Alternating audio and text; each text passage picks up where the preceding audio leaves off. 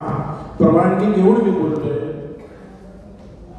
राज्य सरकारने सांगितले 14-15 एप्रिल नंतर चेकपोस्ट बंद होतील, त्याच्या अगोदर आणखी बंद आपण ट्रान्सपोर्ट कमिशनरला सांगून ते बंद केले, परंतु एंट्र्या लुटमार यांच्या बापाचे पैसे खजिन्यातून आम्हाला दिले होते, ते आमच्या लूट घेऊन पैसे घेतात।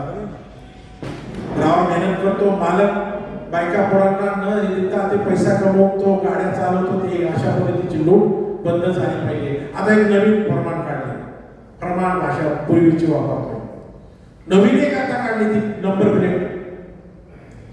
भारताचे 28 राज्य आहेत, 28 राज्यामध्ये 28 राज्य 7 केंद्रशासित राज्य,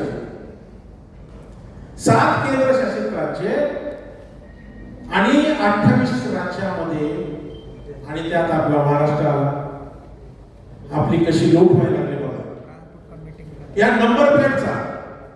गोव्याचा रेट काय, हरियाणाचा रेट काय, राजस्थान, गुजरात, मध्य प्रदेश, भारताच्या वेगवेगळ्या राज्यामध्ये या नंबर प्लेटचा रेट काय आणि आपल्या महाराष्ट्राचा रेट काय। एका नंबर प्लेटला आता आपल्याला 700 रुपये द्यायचे, बरोबर? 750 रुपये द्यायचे, 2 प्लेट आहे, 1500 रुपये जाणार आहे। बाजूच्या राज्यामध्ये 400 रुपये, त्या राज्यामध्ये 350 रुपये, या राज्यामध्ये असे वेगवेगळे रेट। महाराष्ट्र काय लुटाय बसतात का? आम्ही का 1500 रुपये द्यायचे?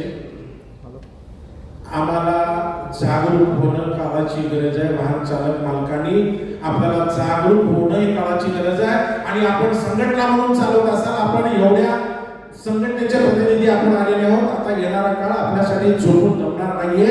त्या छोट्या छोट्या गोष्टीवरती आपल्याला बुधन टाकून आपली दिशाभूल करून आपल्याला हरासमेंट करायच्या तयारीत आहे।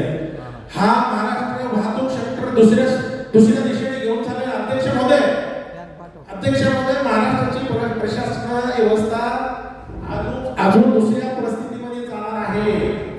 आता सगळं टेक्नॉलॉजी चेंज होते आहे। कदाचित या वाहतूक सेक्टरवर सुद्धा नवीन, काल परिवहन मंत्र्यांनी सांगितलं मी काही दिवसामध्ये एक वेगळं करतोय आणि तुम्हाला ती सांगेन नंतर। म्हणून आता आपल्याला जिथे आम्ही आमच्या प्रामाणिकपणे खातो, पितोय, राहतोय, तुम्हाला राज्याला महसूल देतोय, अर्थव्यवस्थेला जागा देतोय, अर्थव्यवस्था